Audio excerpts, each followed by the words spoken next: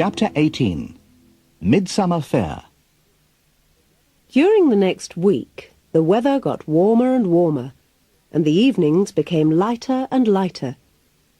One day after work, Arthur asked Mary to come to Middleford Midsummer Fair with him. This fair is held annually every third week in June on Middleford Common, a large open space to the east of the town centre. When Arthur and Mary arrived, the common was crowded with thousands of people enjoying themselves on the roundabouts, dodgem cars, the Big Dipper, and all the amusements generally found at a fair. Arthur and Mary walked past the caravans parked round the outside of the common and stopped at a stall selling hot dogs and hamburgers. They each bought a hot dog and walked to the middle of the fairground, eating their hot dogs and looking at all the stalls. They stopped at a shooting gallery, where they were given a rifle loaded with darts.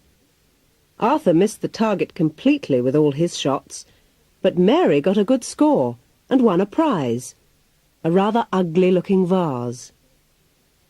Then they came to the ghost train. Arthur persuaded Mary to go on this with him. So Arthur paid the money, and then they sat down together on the narrow seat.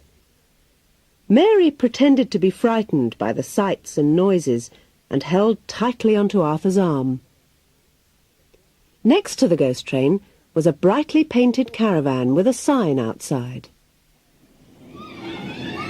Have your fortune told by Madame Tanya, the original fortune-teller, has told fortunes of all world-famous people, including the crowned heads of Europe.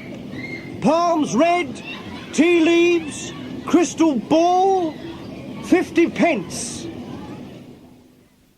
Arthur tried to hurry Mary past this quickly, but she stopped and read the notice. She told Arthur she would like to go in and hear what Madame Tanya had to say. Arthur said that he thought fortune-telling was a lot of stupid nonsense, but before he could say any more, Mary had walked up the caravan steps and had gone in. She found herself in a dimly lit room in front of a table with a crystal ball. Sitting behind the table was a dark-haired lady.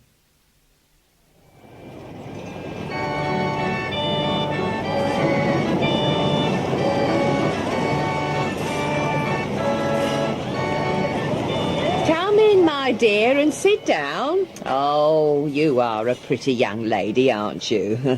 Give me your hand first, dear. Can you tell me what's going to happen to me? First, I'm going to tell you what's already happened to you. Now, let me see. You're an only child. You've got no brothers or sisters, am I right? Yes, that's right. How did you know? Ah, we gypsies have the power, you know.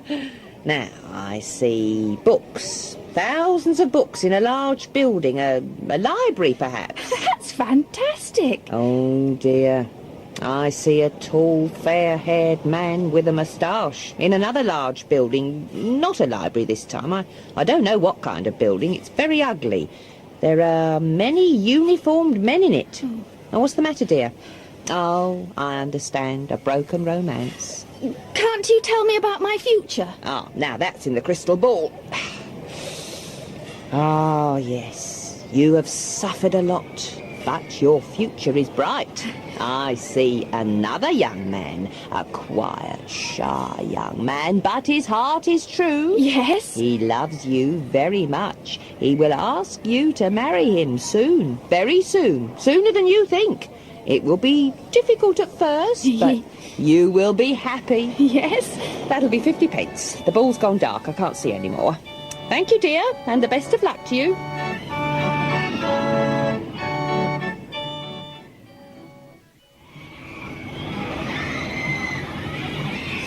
That was a waste of money, I bet. No, she was fantastic. Why don't you have your fortune told, Arthur? Oh, don't be silly. I've got better things to spend my money on. I don't know how you can believe in such rubbish. It's not rubbish, Arthur. Of course it is. Don't be stupid. Arthur, don't talk to me like that. Oh, Mary. You know I didn't mean it. You know I love you. Arthur, do you really? You know I do. I've loved you ever since I first met you at the library. Mary? Hmm?